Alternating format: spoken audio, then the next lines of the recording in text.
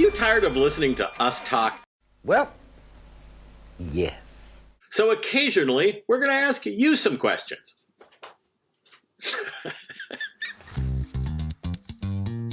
My name is Nick Walsh. I work in quality control in a precision machine shop, but mostly I'm just a dork who likes to go racing. Well, I started because that's what I can afford. And as I got more into it, after doing my first race, I realized, oh, this is actually where I would be regardless of how much money I had. It's the only racing series, as far as I can tell, that has any sense of humor. People at the track are usually quite miserable, unless it's a Lemons race. I like hanging around people who wear grimace suits and get strapped to the roof of their car. Like, that's a good time. Our car is a 2003, we think. We're not really sure. Volkswagen Jetta. It's got the stock 8-valve, 2-liter base engine. We figure it makes about 80 horsepower. That's kind of the boring part. The interesting part is in the suspension. We had a problem of breaking hubs for a long time.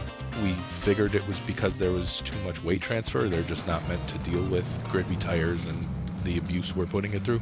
So we thought that instead of driving slower like a reasonable person would do, we would tear out the dampers in the back and replace them with hydraulic cylinders that we connect the top of one side to the bottom of the other, and then end up with the world's worst sway bar and no damping.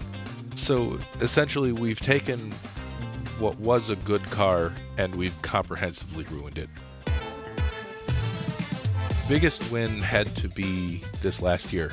As we were working, we kept finding bad parts on the car. We went through 4 driver's side wheel bearings that were bad because we kept getting bad parts from the parts store. We started building our suspension about 12 hours before the start of Friday practice. So we spent the whole night in here zip tying the end of hydraulic lines to light bulbs and to vice grips on the shelf, and there was hydraulic fluid everywhere. We finished putting it together 6 hours before the track opened for Friday practice, painted the car in literally 13 minutes, went to tech, went out, ran pretty much flawlessly. We didn't have to get towed.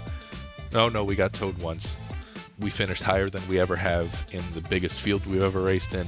We won the Überdimensioniert Sprungwagen Award, which is German for over-engineered bouncy car, because our car was bouncing down the straights. Our biggest fail was 2024 at Autobahn. We had all kinds of mechanical issues. Half an hour into the race, I sheared the driver's side hub. I was mad because the car was broken and it was all my fault and I couldn't blame anyone else. We finally got it running, get my teammate strapped in. She gets all the way to the end of the hot pit, and then black flag all, there's lightning. So that was the end of Saturday. Right now, the one that I'm really taken by is actually using the car that I have. I've always liked inline 8s. It's a terrible engine format, especially if you want to go racing, but I don't care. So we're going to try and put 2 old motorcycle 4-cylinders in the front of the Jetta so that we have a transverse mounted central power takeoff inline 8 driving the front wheels, because that's the thing that's good.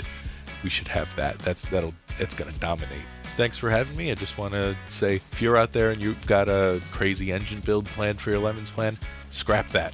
Instead, spend all your money on stupid suspension stuff. I don't want to be the only one out there with a car that drives terribly.